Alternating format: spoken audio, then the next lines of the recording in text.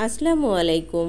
আজকে শেয়ার করব শুধু ডিম আর দুধ দিয়ে খুবই মজার একটা ডেজার্ট আইটেম রেসিপি।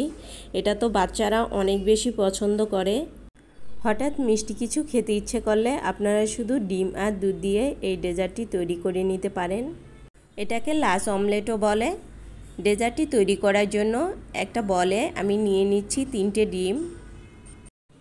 এরপর এর মধ্যে দিয়ে দিব 1/4 কাপ চিনি, স্বাদ মতো লবণ দিয়ে দিচ্ছি, এখানে 1 চিমটির মতো হবে। সেই সাথে দিয়ে দিচ্ছি হাফ চা চামচ ভ্যানিলা এসেন্স।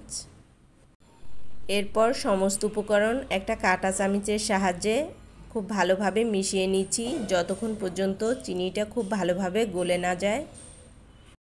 এই তো চিনিটা গলে গেছে। এই পর্যায়ে ডিমের এই মিশ্রণটা আমি একটা মেজারমেন্ট কাপের মধ্যে ঢেলে নিচ্ছি।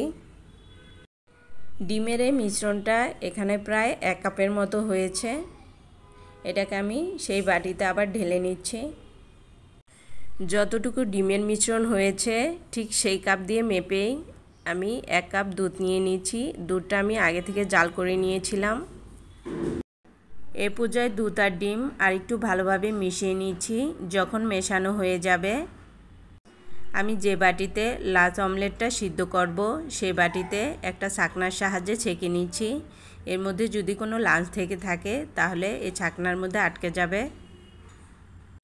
এ পর্যায়ে লাচ অমলেটটা সিদ্ধ করার জন্য সসপ্যানের মধ্যে 1 কাপের মতো পানি দিয়ে দিয়েছি।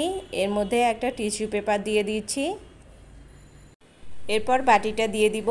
প্রথম অবস্থায় আমি জাল বাড়িয়ে পানিটাকে ফুটিয়ে নিব। যখন এরকম ফুটে উঠবে এরপর ঢাকনা দিয়ে ঢেকে দিব। ঢাকনা দিয়ে ঢেকে এটাকে লো ফ্লেমে রেখে সিদ্ধ করে নিব 20 মিনিটের মতো। 20 মিনিট পর দেখা যাবে এটা খুব ভালোভাবে সিদ্ধ হয়ে গেছে। আমি একটা কাঠি দিয়ে চেক করে নিচ্ছি।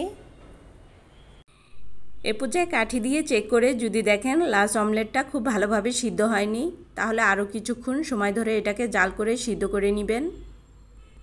এটাকে খুব ভালোভাবে ঠান্ডা করে ফ্রিজের নর্মাল চেম্বারে রেখে দিয়েছিলাম কয়েক ঘন্টার জন্য। লাচ অমলেটটা বাটি থেকে একটু ছাড়িয়ে নিচ্ছি যাতে এটা ট্রান্সফার করতে সুবিধে হয়। এ পর্যায়ে লাচ অমলেটটা একটা প্লেটে আমি ট্রান্সফার করে নিচ্ছি। এই গরমে ইফতারের জন্য এরকম ঠান্ডা একটা ডেজার্ট শরীরের জন্য খুবই উপকারী। রেসিপি ভালো লাগলে লাইক কমেন্ট করবেন, সেই সাথে চ্যানেলটি সাবস্ক্রাইব করে পাশে থাকা বেল বাটনে ক্লিক করে রাখবেন। এতে করে পরবর্তী ভিডিওর নোটিফিকেশন আপনার কাছে সবার আগে চলে যাবে। আল্লাহ হাফেজ।